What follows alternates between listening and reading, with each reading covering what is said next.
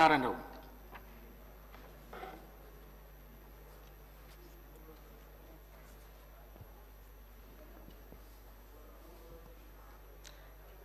ధన్యవాదాలు అధ్యక్ష.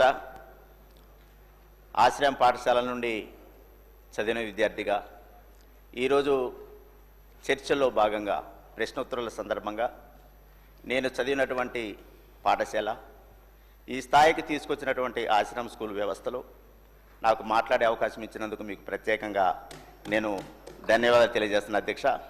చాలా సంతోషం.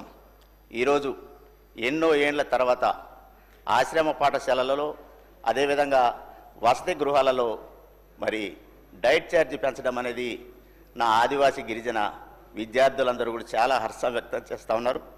దానిలో భాగంగా మీరు ఒక పర్మిషన్ ఇస్తే ఒక 2 లైన్లు చిన్న పాట పాడాలనుకుంటున్నాను అధ్యక్ష.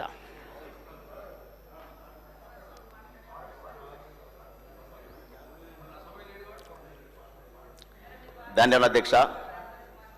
నా ఆదివాసీ గిరిజన జాతి అంతా కూడా ఆశ్రమ పాఠశాలల్ని ఒక దేవాలయంగా భావించేటటువంటి తరుణంలో ఆలయం ఆలయం దేవాలయం ఇది గిరిజన ఆశ్రమ విద్యాలయం.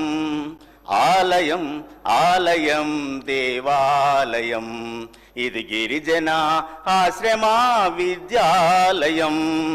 గిరికోనలలో వెలసిన విద్యాలయం వనవాసి విద్యార్థుల జ్ఞాన జ్యోతి నిలయం.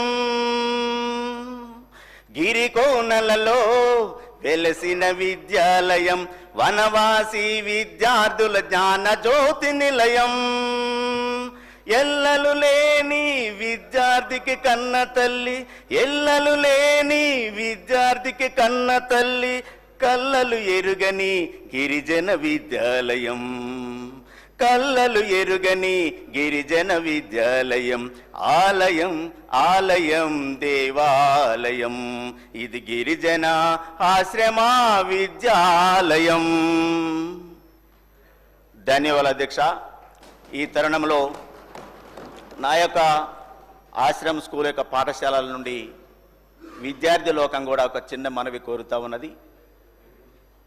ఏదైతే గురుకులంలో కానీ కస్తూర్బాలో కానీ ఏదైతే ఇంటర్మీడియట్ అప్గ్రేడేషన్ చేయటం జరిగిందో అదేవిధంగా ఎన్నో ఏండ్ల తరబడి ఆశ్రమ స్కూల్ వ్యవస్థ ఏర్పడినప్పటి నుండి కూడా ఈ రోజు వరకు కూడా ఇంటర్మీడియట్ అప్గ్రేడేషన్ కాలేదని కూడా నా ఆదివాసీ గిరిజన ప్రాంత ఆశ్రమ స్కూల్ విద్యార్థులందరూ కోరుతా ఉన్నారు. సార్, మీ ద్వారా ప్రభుత్వానికి సీఎం గారికి ప్రత్యేకంగా ఆశ్రమ స్కూళ్లను కూడా ఇంటర్మీడియట్ అప్గ్రేడేషన్ చేయవలసిందిగా తమరి ద్వారా నేను విన్నవిస్తున్నాను అధ్యక్ష. ధన్యవాదములు ఆదేశించవచ్చు అధ్యక్ష.